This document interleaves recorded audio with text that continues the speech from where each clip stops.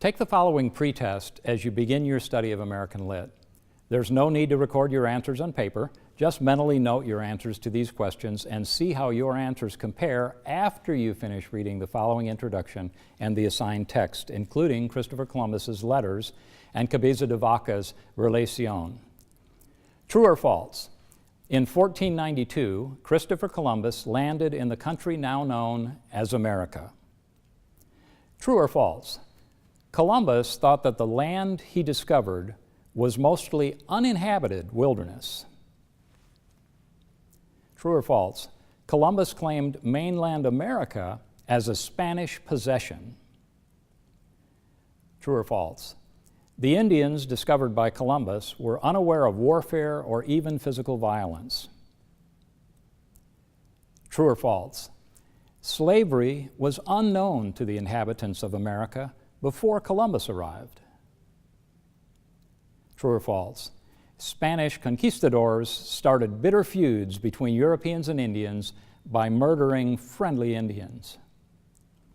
True or false? As early Spanish explorers searched Florida, no European-friendly civilization existed in North America. The story of America started long before Christopher Columbus sailed the ocean blue in 1492. Every school child in America is likely to know that fact today.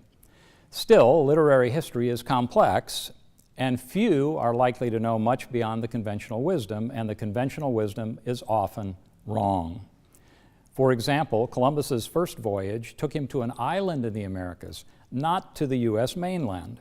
So Columbus did not discover America, the country we know, for two reasons, not merely because people were already here.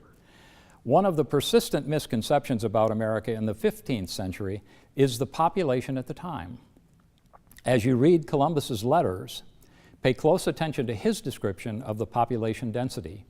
He writes of many islands inhabited by numerous people. There is nothing in his journals to suggest that the lands he discovered were either uninhabited or even sparsely inhabited. Columbus says exactly the opposite. Yet today it is frequently suggested that America became prosperous because it provided European settlers with open lands that existed nowhere in Europe. Supposedly, Europe was full and America empty. Nothing could be further from the truth. America, too, was inhabited. Estimates say the population of the Americas was in the millions of people, perhaps over 100 million people. That is certainly not empty or even sparsely inhabited, unless you're using the standard of a modern densely populated city, for example. Did Europeans bring violence and slavery to the Americas? Hardly. Human beings need no training prior to engaging in violence or other antisocial behavior. If you do not believe this, just put two toddlers together with a single toy. Evidence suggests that sharing is more of a learned behavior than violence. The best single source to understand the primitive state of North America in 1527 is the first-hand account of Cabeza de Vaca, called the Relación. Remember, this is just 35 years after Columbus discovered America, so the mainland of North America is virtually untouched. Yet de Vaca tells a harrowing tale of murder, captivity, and slavery at the hands of the American Indians. 300 men were reduced to 4, and de Vaca spent 8 years wandering on foot to Mexico, where he finally found refuge in the only place where a Spaniard could find compatible civilization. Peaceful and welcoming Indians were an aberration, something that might be encountered, but something that was unusual or rare. Instead, Indians who made alliance with settlers were often members of tribes oppressed by other more dominant tribes. Such peaceful Indians may have felt they shared common ground with other minorities who needed to stick together to survive against the dominant power, another Indian tribe. Historians believe that this minority solidarity explains how so few Spaniards defeated the powerful Inca army in Peru. The oppressed tribes joined together under Spanish influence and defeated an Incan force that could have easily conquered any of the separate minority groups. While you're reading, also read Samuel de Champlain's Voyages.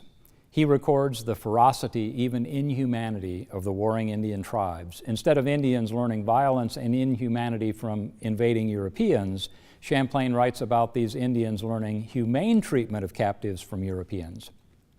While Champlain could certainly be embellishing his account, a historian or literary critic needs evidence. One should not simply accept a theory about American Indians and dismiss all of the contrary evidence because it does not fit the assumed narrative. Instead, theories and beliefs need evidence to back them up, and they can be challenged and changed when they fail to fit the facts. Read the assigned selections and see what ideas you can find corroborative evidence to support. There is little evidence to support the noble savage myth that permeates the 21st century American psyche.